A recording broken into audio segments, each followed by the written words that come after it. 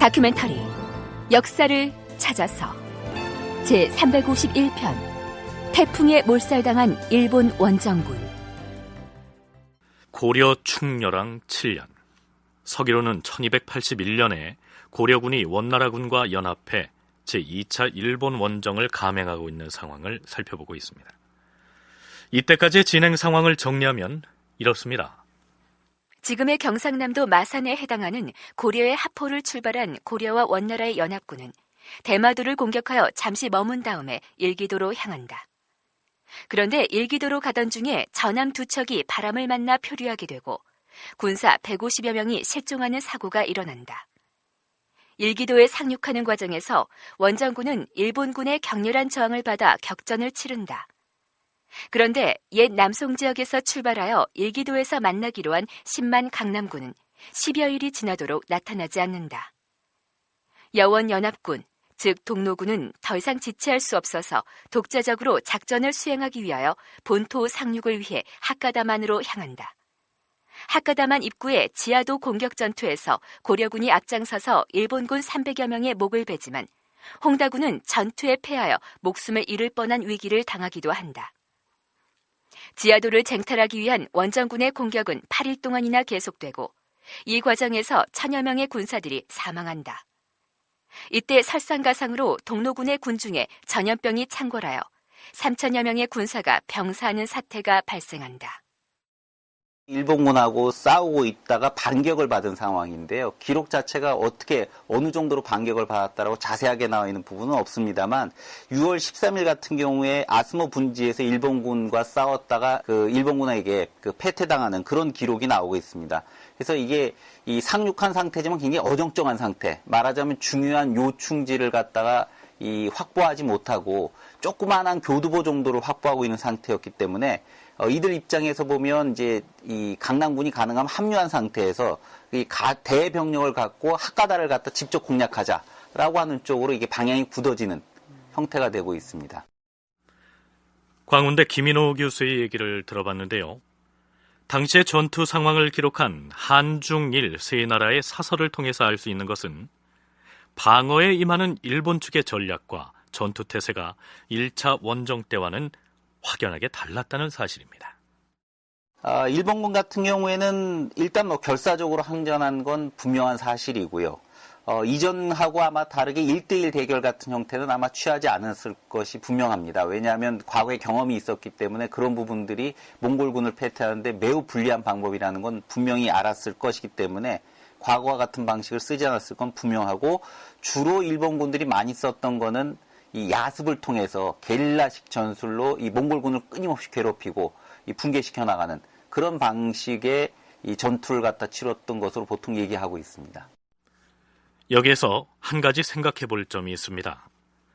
우리는 제1차 일본 원정을 다루면서 당시의 전투 상황을 기록한 몽고 습내회사라는 두루마리 그림을 소개한 적이 있습니다. 일본인들이 그려놓은 이 그림에는 흡사 요즘의 수류탄과 비슷하게 생긴 무기가 폭발하는 모습이 담겨 있어서 당시의 몽골 군사들이 화약 무기를 사용했음을 증명하고 있습니다. 그런데 공주대 윤용혁 교수는 최근에 발굴된 유물들을 통해서 제2차 일본 원정 당시에도 원나라 군사들이 화약 무기를 사용했다는 사실이 입증됐다고 얘기합니다.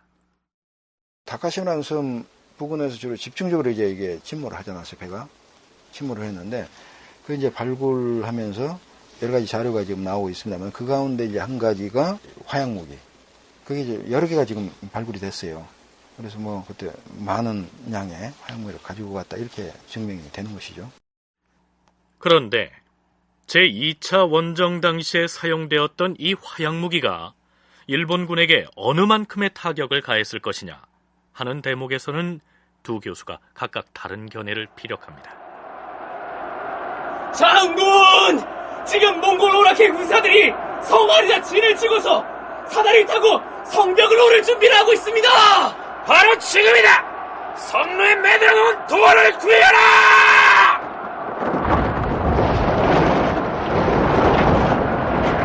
장군! 지금 저들이 한쪽에서 이상한 무기를 준비하고 있습니다! 이상한 무기라니 무엇을 보고 그러느냐? 장군! 지금 쇠뭉치 같은 것이 성 안으로 날아들어옵니다! 도망치지 마라! 겁먹을 건 없다! 예전에 겪어보지 않았느냐? 저것은 소리만 요란하고 열기만 자욱하지 아무것도 아니라! 그거 봐라! 소리만 요란하지 않느냐?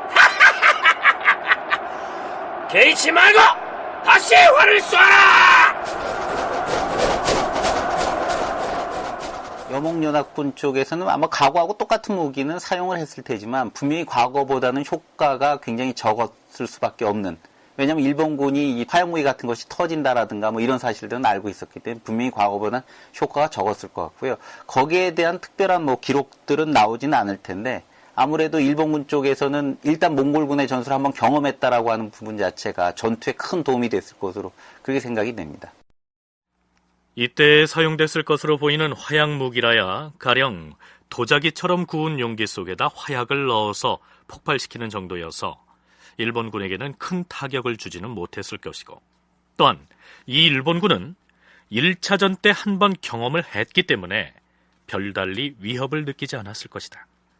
김인호 교수의 의견이 이렇습니다. 그런데 윤용혁 교수의 의견은 다릅니다. 삼별초 진압할 때도 그 무기가 사용된 것으로 이제 보이거든요. 그러니까 삼별초 진압할 때도 몽골이 굉장히 고심을 했거든요. 어떻게 해서 효과적으로 작전할 건가. 그래서 신무기를 그때 도입한 그런 이제 기록도 있고, 그래서 진도 제주도.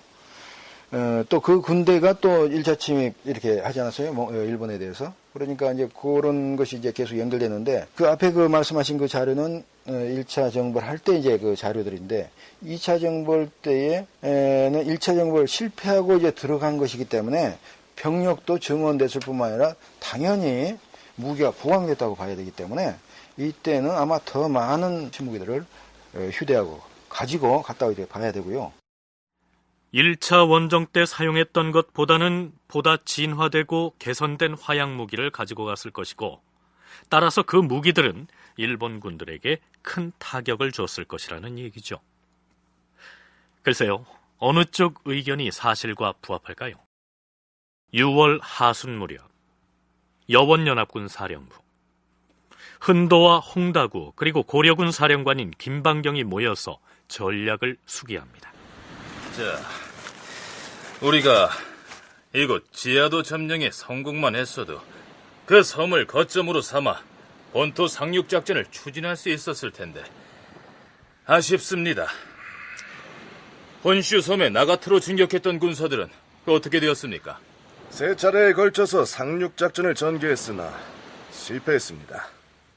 처음에는 일단 상륙에는 성공했는데 일본의 막부에서 가마쿠라 바쿠후가 지원군을 직접 파견해서 공격을 해오는 바람에 물러날 수밖에 없었습니다. 이번에 만난 일본군은 1차전 때 우리가 겪었던 그 일본군이 아닙니다. 또한 해안을 돌아가며 방어벽을 구축해 놔서 공격하기가 매우 어렵습니다. 문제는 일기도에서 만나기로 한 강남군이 언제 올 것인지 기약을 할 수 없다는 점입니다. 강남군이 오기는 오는 것입니까? 그것을 알 수가 없어서 답답하단 거지요. 지금도 일부 함선이 썩거나 망가지고 있는데 이대로 대책 없이 기다리다가는 큰 낭패를 볼 수밖에 없습니다. 남아있는 군량도 많지 않고 그뿐만이 아닙니다. 날마다 돌림병으로 쓰러져가는 병졸들의 수가 걷잡을 수 없이 늘고 있습니다. 흔도 장군, 비상한 결정을 내려야 하지 않겠습니까? 결국 회군을 검토해 봐야 한다는 얘기지요. 그렇습니다. 이만 군사를 물려 돌아가야 할 것 같습니다. 김방경 장군은 어째서 아무 말씀도 안 하는 것이요?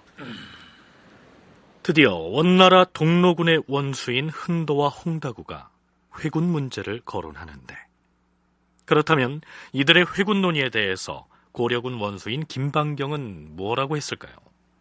고려사 열전편 김방경전을 보면 이렇게 기록되어 있습니다. 김방경은 아무 대꾸도 하지 않고 묵묵히 앉아있기만 하였다. 원정군의 조직 편제상 흔도와 홍다구는 중서 우승상으로서 고려군 도원수인 김방경보다는 지위가 더 높았지만 백전노장인 김방경이 아무 얘기도 하지 않은 채 침묵을 지키고 있는 상황에서 회군을 강행할 수는 없었겠죠. 그리고 다시 열흘이 지났습니다. 김방경 장군, 이제는 더 이상 이런 상태로 기다리기만 할 수는 없습니다.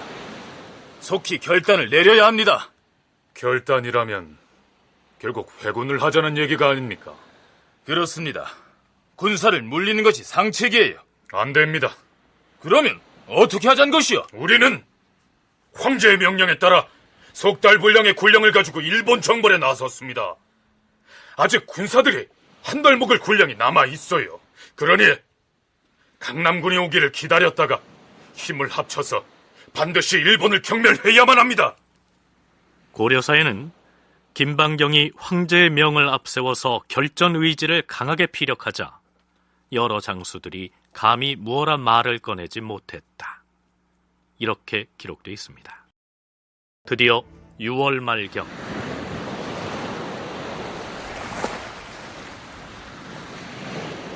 (10만에) 이르는 대규모 강남군이 대마도에 당도했고 7월 초에는 평호도로 향합니다. 그런데 옛 남송 지역의 경원 항구를 출발한 강남군의 규모가 10여만 명이라는 부분은 일치하지만 그 군사들이 타고 떠난 배가 몇 척인지에 대해서는 사서마다 차이가 있습니다. 법문호가 전함 500척, 군사 10여만을 거느리고 왔다. 고려사 세가편에는 이렇게 기록되어 있고, 얼마 뒤에 법문호가 군사 10여만을 거느리고 왔는데 선박의 총수가 9,000척이나 되었다. 자, 열전편 김방경전에는 이렇게 기록되어 있는가 하면 고려사 저료에는 얼마 뒤에 법문호가 전함 3,500척과 군사 10여만을 거느리고 당도하였다. 이렇게 기술하고 있습니다. 그렇다면 500척과 3,500척 그리고 9,000척 중에서 어느 표현이 맞는 것일까요? 계산을 해보게 되면 9,000척으로 이제 10만을 나누게 되면 한 배에 탈 수 있는 인원이 너무 적은 거죠. 그리고 500척 같은 경우에는 한 배에 타는 인원이 너무 많고요. 아마 이런 걸로 봐서 고려사 저료에 적혀있는 3,500척이라고 하는 부분을 세가에 옮겨 적을 때 3,000이라고 하는 글자를 아마 빼먹은 것 같습니다. 보통 그런 실수도 많이 하거든요. 그래서 아마 그 3,500척이 더 정확하지 않을까라고 이렇게 추정을 합니다. 네, 유럽인으로서 쿠빌라이 제위 시절에 원나라에 머물렀던 경험을 동방견문록이라는 책으로 저술한 마르코 폴로는 마침 그 책에서 당시 원나라에서 인도를 왕래하는 상선에 대해서 상세히 설명을 하고 있는데요. 여러분의 이해를 돕기 위해서 일부 내용을 인용하기로 하죠. 원나라의 배들은 크기에 따라 300명, 200명, 150명 혹은 그보다 더 많거나 적은 선원들을 태운다. 과거에는 배들이 다 컸지만 바다의 격한 파도가 여러 섬들을 강타해서 큰 배를 정박시킬 만한 부두가 부서져 버려서 배도 작아진 것이다. 배들은 큰 노를 달고 다니는데 노 하나에 4명의 선원이 달라붙는다. 강남군의 병력이 10만이었는데 만일 고려사 김방경전대로 9,000척이나 되는 배가 동원됐다면 배 한 척에 겨우 10명 남짓밖에 안 탔다는 계산이 나오기 때문에 이 척수가 너무 많고, 또 반대로 고려사 세가편의 기록대로 500척이라면 배 한 척에 200명이 타는 셈이 되니까요. 동방견문록의 기록에 가장 부합은 하지만 마르코 폴로가 설명한 원나라의 선박은 장사꾼을 가득 태우고 다녔던 상선이었기 때문에 전함은 그보다 훨씬 크기가 작았겠지요. 따라서 3,500척이라면 배 한 척에 30여 명의 군사가 승선했다는 계산이 나오기 때문에 고려사 저료의 기록이 타당하다. 고려사 연구자들의 대체적인 의견이 그렇습니다. 강남군 10만여 명을 태운 3,500척의 선단이 대마도를 지나서 일본 본토 쪽으로 항해를 하고 있었는데, 그렇다면 이때 동로군은 어떤 상황이었을까요?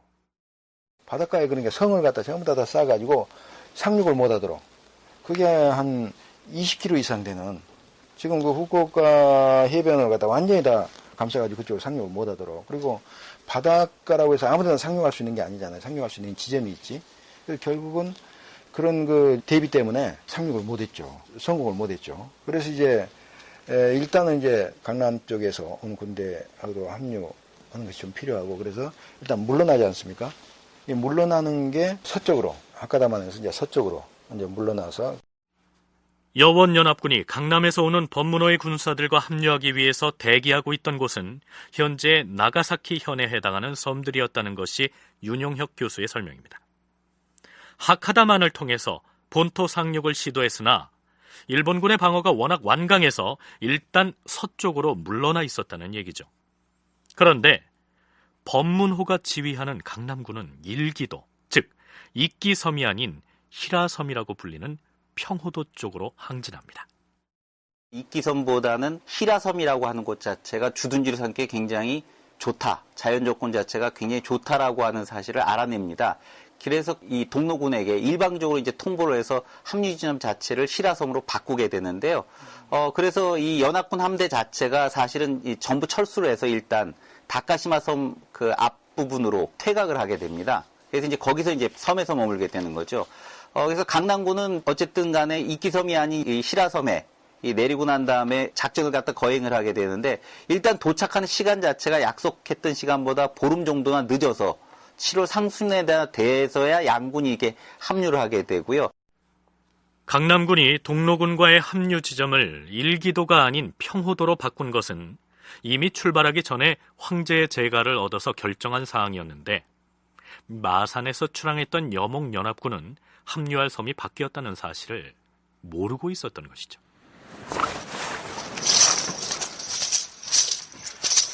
강남군으로부터 긴급한 연락이 왔습니다. 뭐라? 지금 강남군은 어디에 있다더냐? 배들을 평호도에 정박시키고 있다고 합니다. 일기도가 아니라 평호도라 하였느냐? 그렇습니다. 평호도에서 우리 동로군과 합류하는 것으로 작전이 바뀌었다고 합니다. 그렇다면 우리가 군사를 이끌고 평호도로 가야 한다는 말인가? 아닙니다. 법문호 장군이 전한 바에 따르면 곧 평호도를 떠나서 우리가 머무르고 있는 이곳 응도 앞바다로 이동할 것이라고 합니다. 알겠다. 자, 그럼 우리도 강남군과 합류한 다음에 부대를 어떻게 다시 편성해서 상륙 작전을 펼칠 것인지 전략을 논해보도록 합시다. 일단 강남군의 법문호 장군을 만나서 구체적인 전략을 의논하는 게 좋겠습니다. 강남군 10만 병력이 모두 이쪽으로 오려면 상당한 시일이 걸릴 테니까 우선 지휘관들이 배를 타고 나가서 먼저 회동하도록 합시다. 그게 좋겠습니다. 자, 갑시다. 자, 이렇게 해서 양쪽 군대가 합류했을 것으로 짐작되는데요. 자, 유감스럽게도 고려사 등의 사서에는 동로군과 강남군이 만나서 어떤 전략을 마련했고 일본군을 상대로 해서 어떻게 싸웠는지에 대한 내용은 나타나 있지 않고 곧바로 태풍을 만난 것으로만 돼 있습니다. 쿠빌라이 칸의 일본 원정과 충렬왕을 집필한 이승한이 자신의 저서에서 재구성해놓은 원정군의 움직임은 이렇습니다. 군사들은 들어라! 우리는 지금 이곳 경호도를 떠나 동로군이 기다리고 있는 응도 앞바다로 이동할 것이다! 거기서 양쪽 군대가 합류하여 상륙작전을 펼칠 것이다! 장졸들은 항진을 시작하라!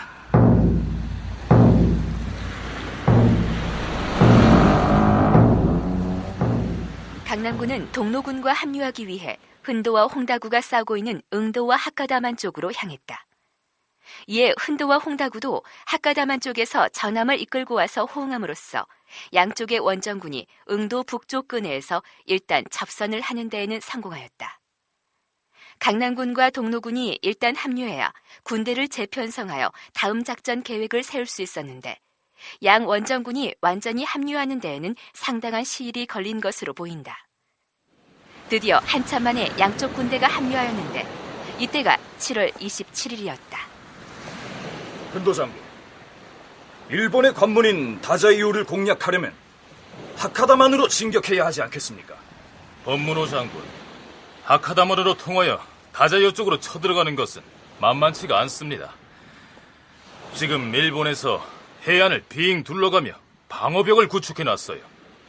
우리는 14만이나 되는 대군인데 상륙작전을 주저해서야 되겠소. 양쪽 군대가 만났으니 본토를 공략해야겠지요.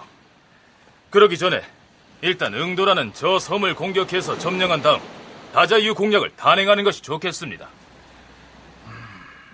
좋습니다. 그렇게 합시다. 한편 원정군이 응도 앞바다에 집결했다는 소식을 접한 일본군 사령부에서는 이제 우리는 저들을 상대로 해상 전투를 감행할 것이다. 모든 함선들은 다카시마 쪽으로 진격하라!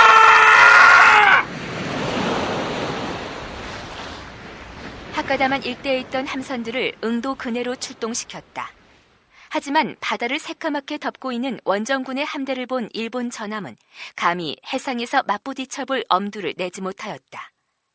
일본군이 할 수 있는 일은 기껏해야 염탐이나 야밤을 통한 기습뿐이었다.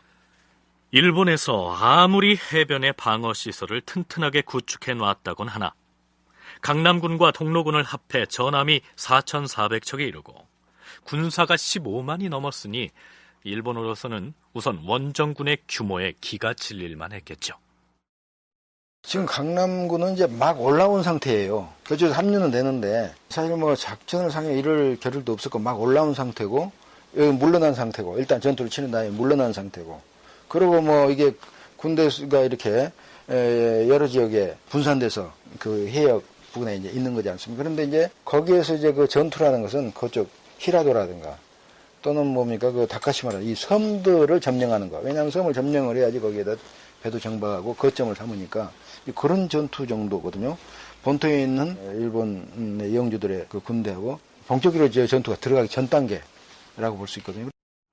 그러니까 강남의 10만 대군은 아직 본격적인 전투를 한 번도 안 한 상태였다는 얘기인데요. 바로 이 단계에서 문제가 발생합니다.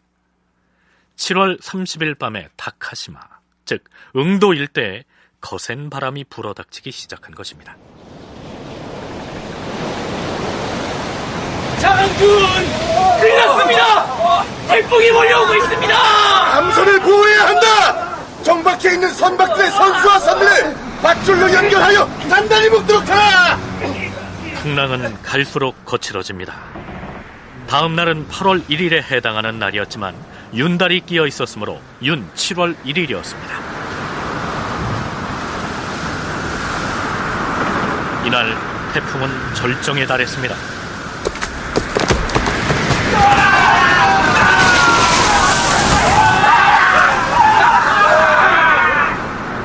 무수한 전함들이 전복되거나 부서지고 헤아릴 수 없이 많은 병사들이 바다에 수장됩니다. 고려사 저료에는 마침 태풍을 만나서 군사들이 모두 물에 빠져 죽었다. 시체가 밀물과 썰물에 밀려서 항구로 들어가니 이 때문에 항구가 막혀서 사람들이 시체를 밟고 다녀야 했다.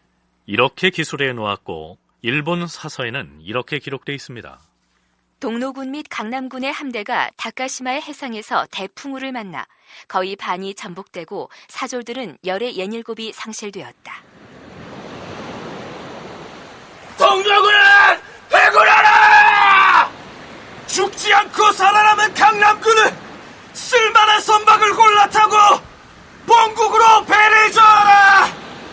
회군하라! 원정군은 결국 생존자를 대충 수습해 귀환길에 오릅니다. 상륙을 시도를 했지만 거기서 저항을 받아서 교두보도 확보를 못한 가운데 다시 배로 그 퇴각이 된 상태였기 때문에 제대로 된 전투 자체도 못 치러본 그런 상태라고 볼 수 있고요. 결국 이런 가운데 원정군이 회군을 결정할 수밖에 없었던 게 병력이 많은 수가 이제 태풍으로 잃게 되고 이 자신감을 잃게 되니까 사기가 전체적으로 떨어져서 이 회군하는 것이 훨씬 더 유리할 것이다라고 판단해서 회군을 하게 됩니다. 이 회군 자체에 대한 결정이나 판단에 대한 기록 자체는 따로 나오지는 않습니다. 병력수 굉장히 많은 상태거든요. 그러니까 섬에도 있고 정박에도 있고 또는 부근에 이렇게 떠 있기도 하고 이렇게 있다고 봐야 되고 그게 몇천 척이니까 그래서 이제 여러 형태로 이제 있었다 이렇게 봐야 될 것 같은데 지금 이게 그 합류한 게 이제 7월 말이거든요. 7월 말 합류하고 그 다음에 바로 태풍이 불었으니까 그 태풍이 이제 세게 이제 부는 것이 이제 7월 30날부터 시작해가지고 8월 1일날 침몰되고 이렇게 한 게 8월 1일인데 그 8월 1일이라는 양력으로 계산하면 8월 23일이에요. 고려의 군사들은 선박을 수습하여 승선하라! 본국으로 돌아갈 것이다! 김방경이 이끄는 고려군 역시 생존한 병사들을 이끌고 귀국길에 오릅니다. 그렇다면 제2차 일본 정벌에 나섰던 군사들 중에서 살아서 생還된 군사의 수는 얼마나 됐을까요? 고려사에는 고려군의 생환자가 19,397명이라고 나와 있고요. 중국 측 같은 경우에는 이제 원사 같은 경우들인데 죽은 사람의 비율이 대략 7에서 8할, 그러니까 70에서 80% 정도는 죽었을 것으로 이렇게 추정을 하고 있고, 조선시대에 나왔던 동국통감 같은 경우에는 몽골군 중에 돌아가지 못한 사람이 무려 10만, 고려군 중에 돌아오지 못한 자가 또한 7천여 명이라고 이렇게 기록이 되어 있습니다. 그래서 2차 원정군의 총 병력 한 약 20여만 명 중에서 살아 돌아온 사람은 한 3만에서 4만 정도, 이렇게 이야기를 할 수 있을 것 같습니다. 한마디로 강남에서 출동했던 10만 대군과 하포에서 출정했던 원나라의 동로군 4만여 명은 서로 합류한 이래 일본군과 제대로 전투 한번 해보지 못하고 태풍으로 몰살을 당하고 만 것입니다. 그렇다면 여기에서 한 가지 짚어볼 문제가 있습니다. 제1차 일본 원정 때에도 풍랑을 만나서 낭패를 당한 경험이 있었는데 왜 하필이면 태풍이 부는 시기에 일본 원정을 단행했을까요? 김인호 교수는 그 시기를 피해갈 수도 있었지만 그렇게 하지 못한 데에는 군량 확보 문제 때문이었을 것이라고 분석합니다.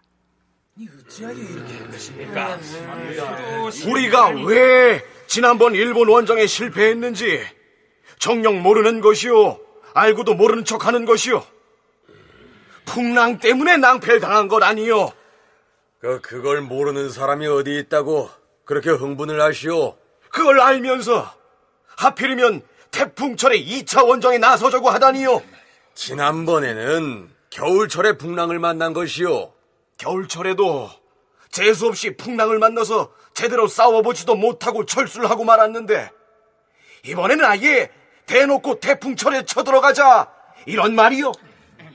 그렇게 해야만 할 사정이 있어서 그리 정한 것입니다. 그렇게 할 사정이라니요? 일본 원정길은 넓은 바다를 건너가야 하는 멀고 험한 길입니다. 그리고 전투를 하다 보면은 전쟁이 얼마나 길어질지 아무도 모릅니다. 그래서요?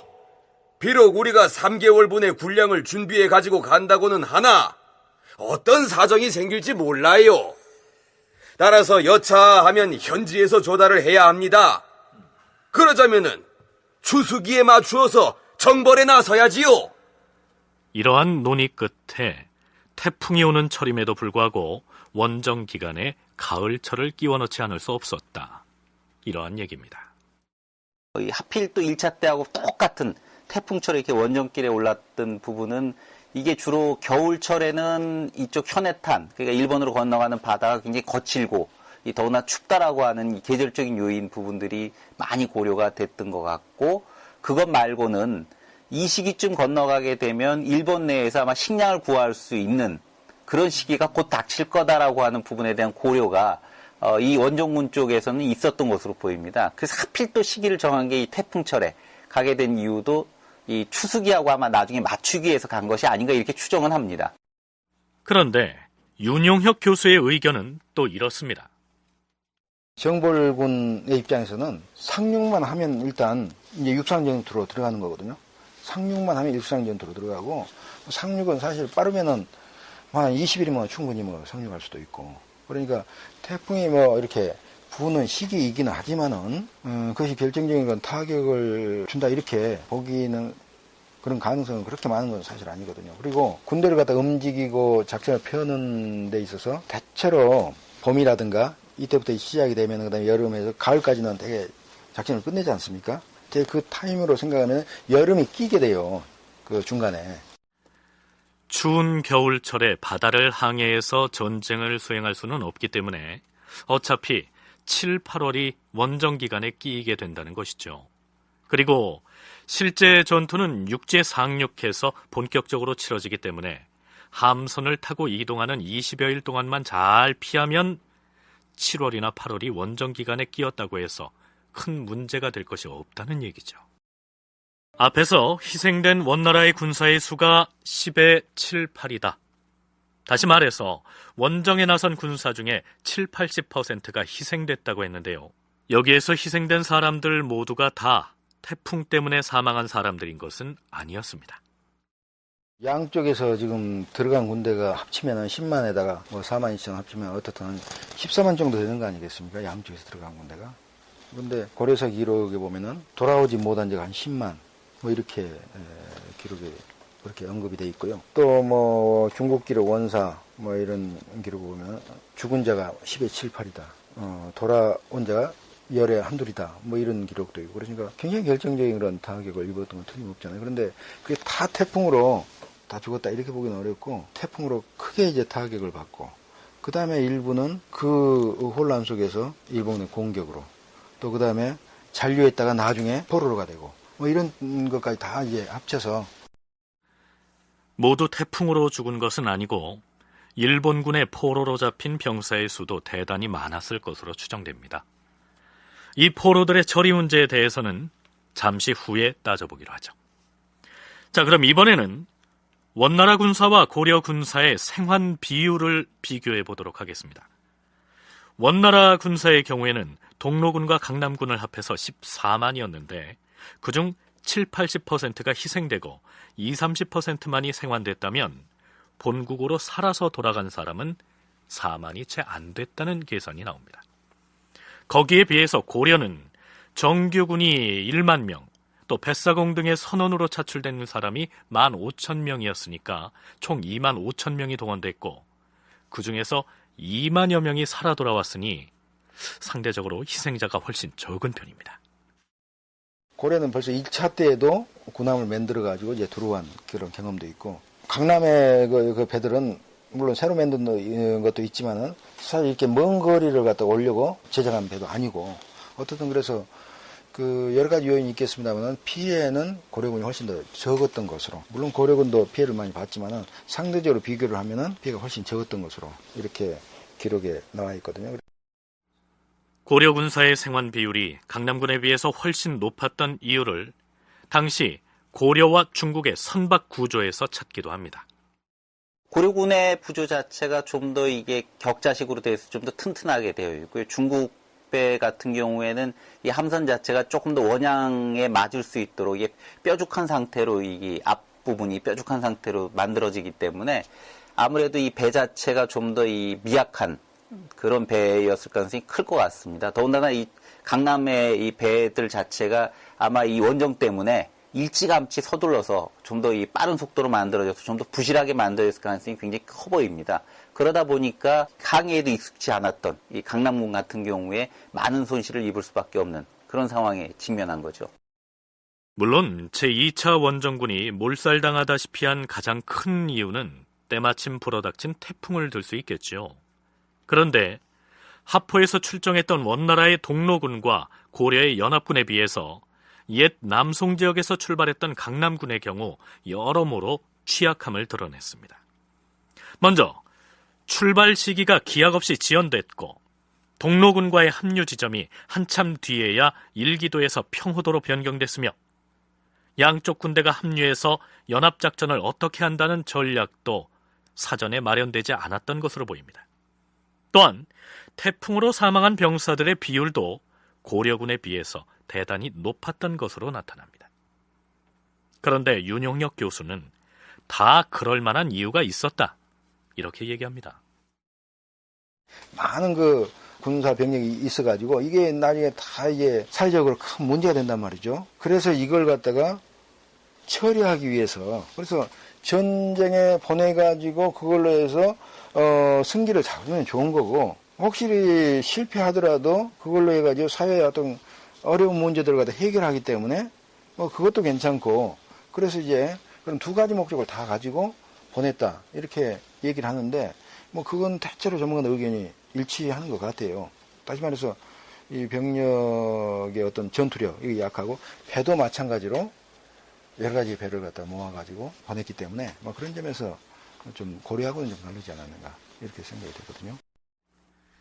가정이긴 하지만요, 원나라 황제 쿠빌라이가 제2차 일본 원정을 앞두고 측근들과 함께 이러한 논의를 했을 법하다는 얘기지요.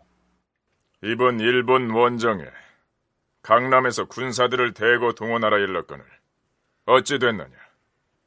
준비를 하고 있사옵니다, 황제 폐하. 근데 폐하께서는 옛 남송 지역에서 군사를 얼마나 동원하시기를 원하시옵니까? 적어도 10만 병력은 돼야 할 것이야. 예? 10만이라 하셨사옵니까? 10만이 넘어도 된다. 많으면 많을수록 좋을 것이다. 하오나 폐하, 남송이 우리에게 정복당해서 항복한 지 얼마 지나지도 않았사옵니다. 따라서 남송의 군사들이 패배감에 젖어 의기소침해 있는데 그들에게 일본을 치라고 하면 적극적으로 전투에 임할 리가 없을 것이온데. 짐도 그 점을 잘 알고 있느니라. 남송 지역에서 함선은 얼마나 준비했느냐? 예, 폐하. 일부는 수리하고 일부는 새로 건조하고 있사온데 기존의 선박들이 워낙에 낡아서 전쟁에 동원하기에는 개의할 바 아니다. 낡은 배든 허술한 배든 되도록 많이 동원하도록 하라. 10만 병력을 태우고 가려면 3,500여 척은 마련이 돼야 할 것이다. 일본 원정은 해상으로 이동해서 이뤄지기 때문에 전함 상태가 대단히 중요합니다. 일본과 싸워 이기겠다는 의지가 박약하기 짝이 없는 남송의 군사들을 낡고 허름한 배에 태우고 가서 어찌 일본 정복하기를 기대할 수 있겠사옵니까? 자칫하면 엄청난 인명 손실이 발생할 수도. 너희들은 하나만 알고 둘 셋은 모르는구나. 우리가 정복한 남송의 군사들이 이번 일본 원정에 나갔다가 대거 전사해도 우리는 잃을 것이 없느니라. 예? 황제 폐하, 그 말씀은... 송나라는 대국이었다. 그런 대국을 우리가 정복해서 항복을 받긴 했으나 그 지역을 통치하는 일은 결코 쉽지만은 않을 것이다. 특히 옛 송나라의 군대가 우리 원나라 조정의 반기를 들고 일어나기라도 한다면 대단히 위협이 될 것이 아니겠느냐. 그러니까 옛 남송 군대를 대거 일본 원정에 징발한 것은 그들이 기대보다 잘 싸워서 일본을 정복한다면 물론 좋은 일이고 전투에 져서 몰살을 당한다 해도 우리를 위협할 수 있는 세력이 약화된 것이니 나쁠 것 없지 않느냐. 쿠빌라이가 이러한 계산을 하고서 준비가 허술한 남송 지역에서 10만이라는 대규모 병력을 징발해서 출정을 강행하게 했다. 이러한 얘기죠. 실제로 지난 2005년에는 다음과 같은 뉴스가 보도된 적이 있습니다. 다음 뉴스입니다. 13세기 말에 일본을 침략한 원나라의 수군이 패한 것은 부실한 선박 때문이라는 사실이 학자들의 연구로 밝혀졌습니다. 텍사스 A&M 대학의 고고학자 랜들 사사키 교수는 주간 뉴 사이언티스트 최신호에 실린 보고서에서 당시 원나라 함대가 괴멸한 것은 군선들이 원거리 항해용으로 제작된 것이 아니고 목재도 헌 것을 다시 쓰는 등 매우 부실했기 때문이라고 주장했습니다. 그는 1281년 원나라 황제 쿠빌라이 칸의 일본 규슈 2차 침공 당시 발견된 선박잔의 700점을 조사한 결과 길이 3m가 넘는 것이 단 한 개도 없고 대부분은 10cm에서 1m 정도였으며 약 500점의 잔해에 못이 촘촘히 박혀 있었다고 밝혔습니다. 사사키 교수는 이것은 배를 만들기 위해 헌목재를 다시 사용했음을 시사한다면서 일부 목재는 원래 재질이 형편없는 것으로 드러났다고 설명했습니다. 쿠빌라이 칸은 일본과 싸울 의지가 없는 패망한 남송의 군사들을 헌 목재로 뚜덕뚜덕 부실하게 만든 배에 가득 태우고 갔다가 태풍까지 만났으니 그들이 몰살을 당한 것은 어찌 보면 예견된 일이었다는 얘기죠.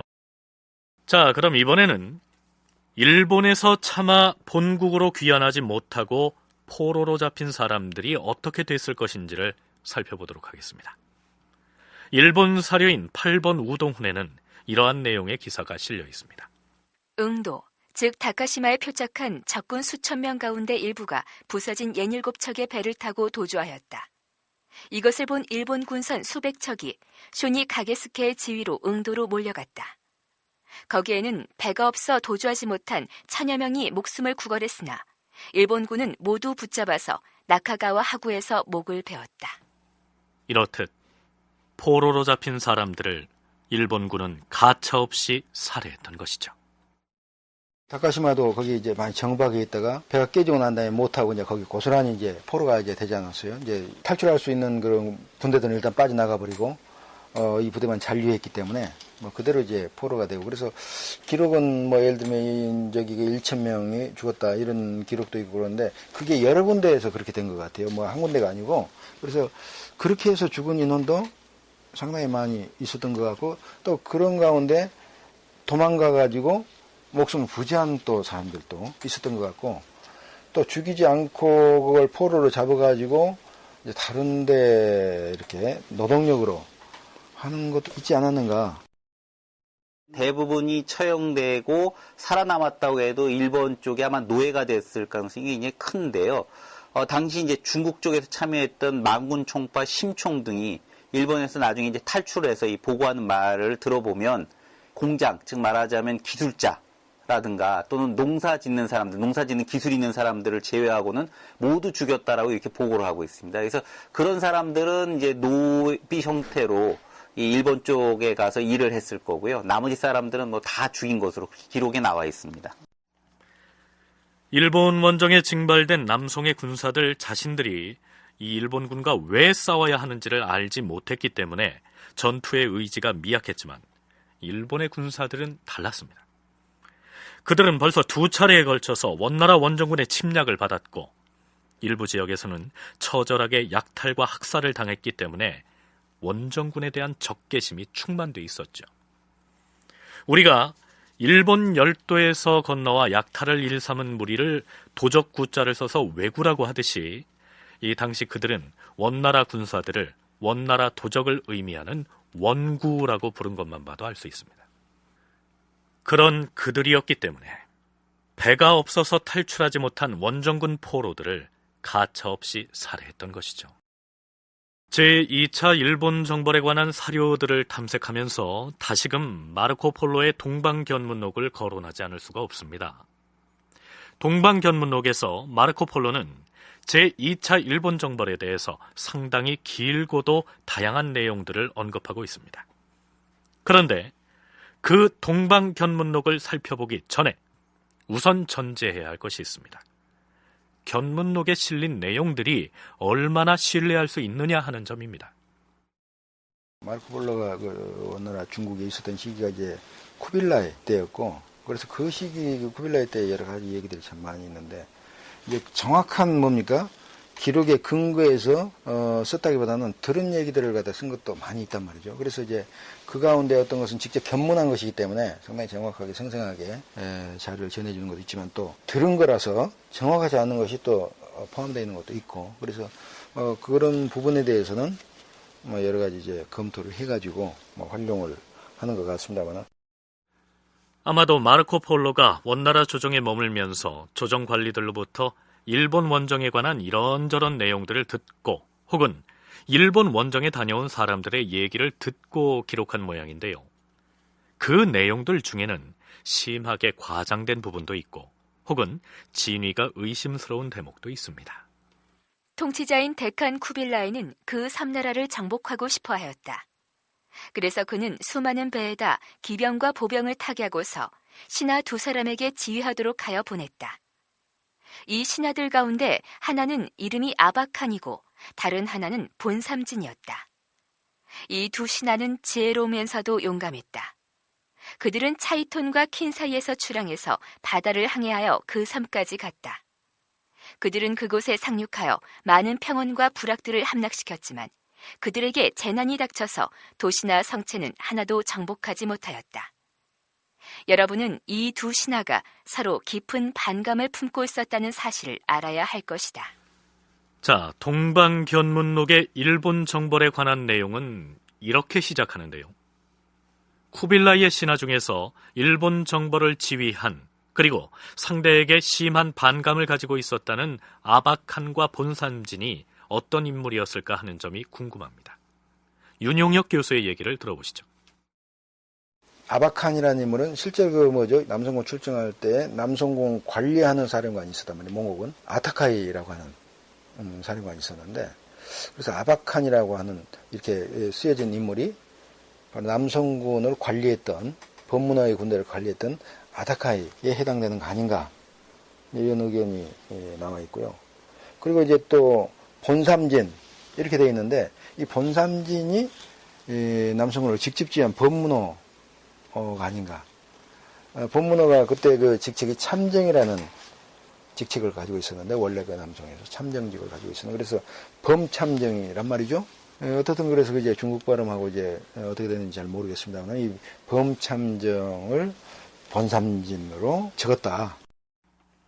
쿠빌라이의 두 신하 중 한 사람은 강남군을 지휘했던 법문호였고, 또 한 사람은 고려의 충렬함과 더불어서 일본 원정 기구인 정동행성의 중서 우승상으로 임명됐다가 출정 직전에 사망한 알라칸이었을 수도 있고, 그 대신으로 임명된 아타카이였을 수도 있습니다. 자, 그래서 어떻게 됐다는 것일까요?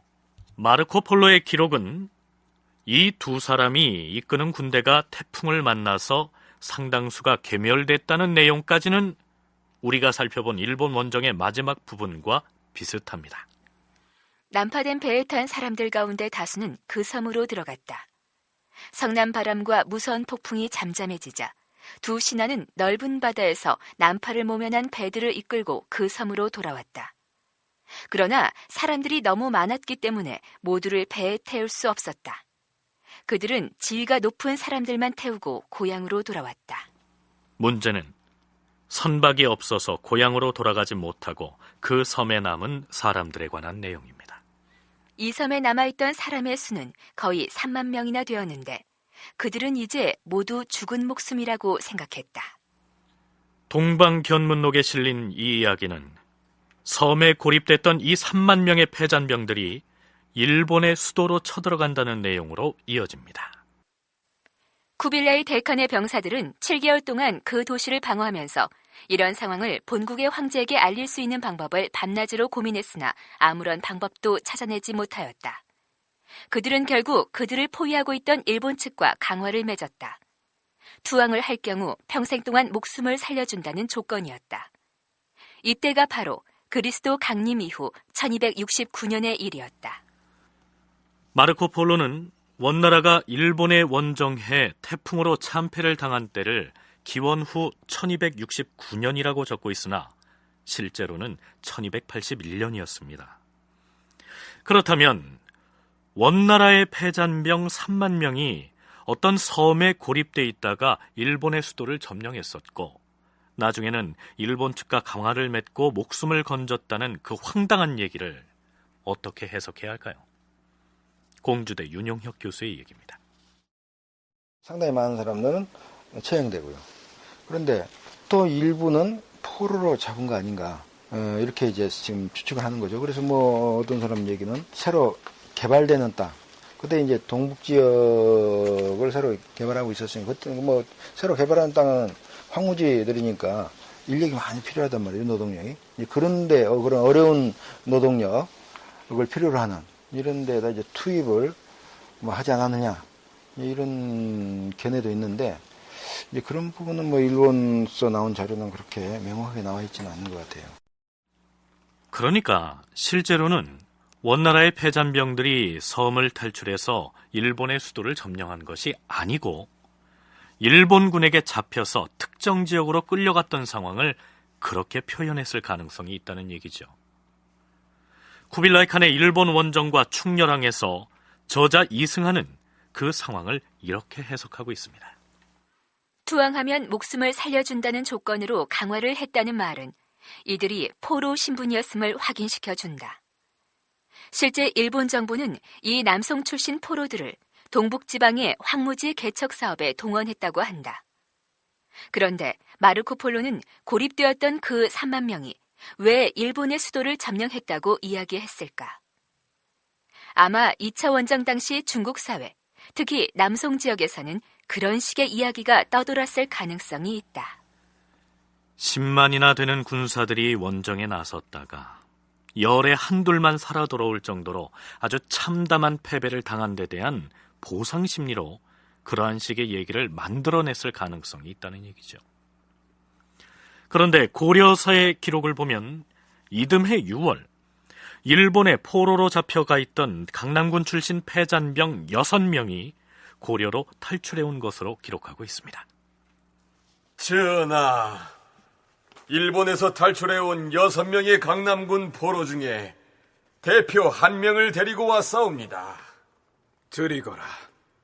자, 들어와서 무릎을 꿇고 주상전하의 하문에 답하도록 하라. 예.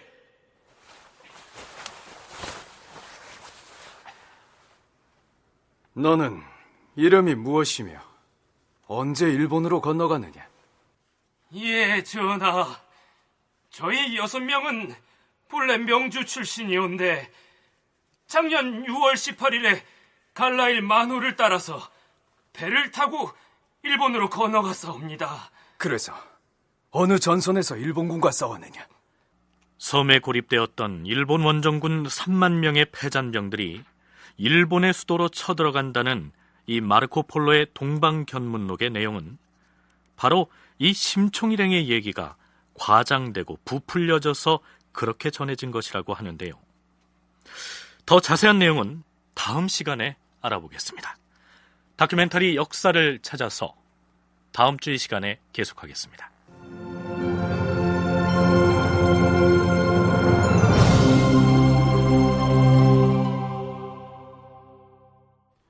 출연 이희탁, 조연철, 한복현, 백경훈, 김동하, 권도일, 박상훈, 김영우, 탁원정, 권창옥, 사문영.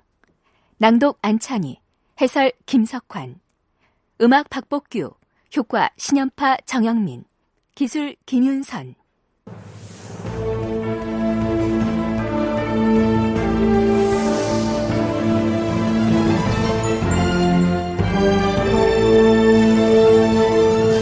다큐멘터리 역사를 찾아서 제351편 태풍에 몰살당한 일본 원정군.